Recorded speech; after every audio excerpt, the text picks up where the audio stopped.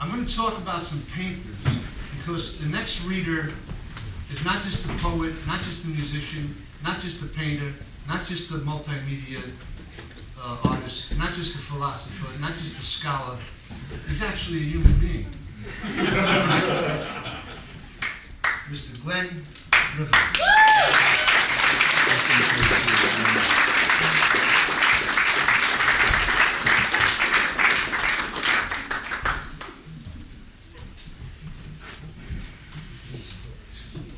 Master of introduction.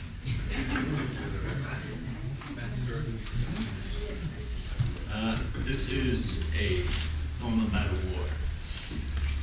This war took place in my backyard. However, it started before then, the legend, the setup for it. It's called Yellow Jacket.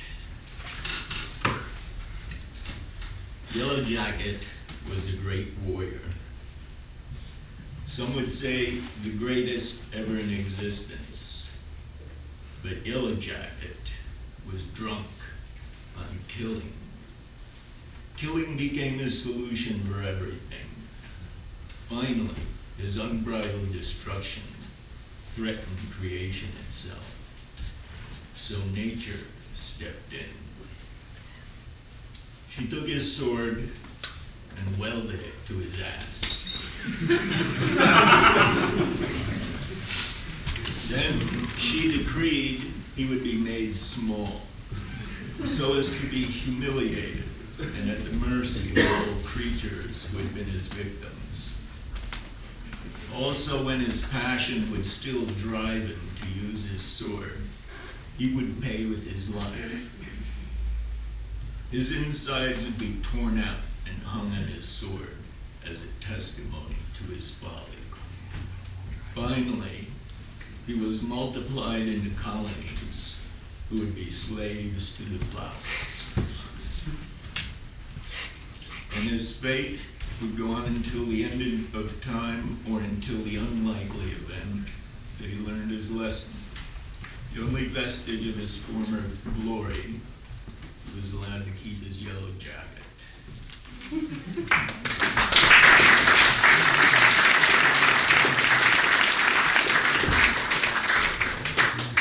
So this is how the war began. In my yard, the colony made a home. Stung and allergic, I heard of death with emergency response, a sting of my own. Thus the war began. I saw the sky above the nest. I was amazed by their number, swirling in a column. In anger, I suited up, covering my vulnerable flesh from their infrared sensors. I waded in, spray can in each hand. I blasted them out of the sky. I hammered the entrance to their cave. Out of ammo, I retreated. Seeing their fewer numbers emerging, I knew this was just the beginning. I called my friends to be advised in this war. Smoke them out. Be sure to get the exact chemical design for their destruction. Dig, blast, and burn. Pour gas in the cave. Before you burn, hose down the surrounding lawn or you'll start a brush fire. I remember Vietnam, Charlie just 4 feet below the Naton, kicking back with that golden triangle weed, waiting out the paper rage burning above. I knew that to do it right, I would have to dig them out, expose the hive, and level my weapons point blank. But this was already fall. As I surveyed the site, several bees emerged. I left them alone. Together we surveyed the damage. As they hovered over the scarred ground, they spoke. He's back again. We better not do anything or he'll get someone to help and we'll all be wiped out. He can't understand what he's doing. Why should he care? But we're just trying to live like everything else. One of us must have done something to him. Yes, he was mowing. He ran over the hive. One of us got mad and stung him. So that's it. He's getting even. I don't know what he's complaining about. The one who stung him paid with his life. Maybe he's allergic. I've heard one of our stings can sometimes kill them. That would be just a life for a life.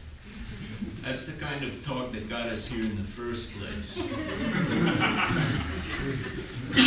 Don't you remember how nature took away our preeminence and made us small, all because of our passion for war? Getting over my surprise and my ability to monitor the conversation, I resettled my perspective in my home. I had heard enough, so now I knew. They were self-aware beings struggling with the gift of existence nature has granted to all of us. Still, they were a threat to my way of life. There is a point where nature and industry merge. The reality is that all industry is based on the unfolding understanding of nature and natural law. In the last analysis, when it comes to the arts of anticipatory design science, nature is superior, and we are the apprentice. We are so fragile, our lives balanced on the goodwill of our neighbors. We are all here.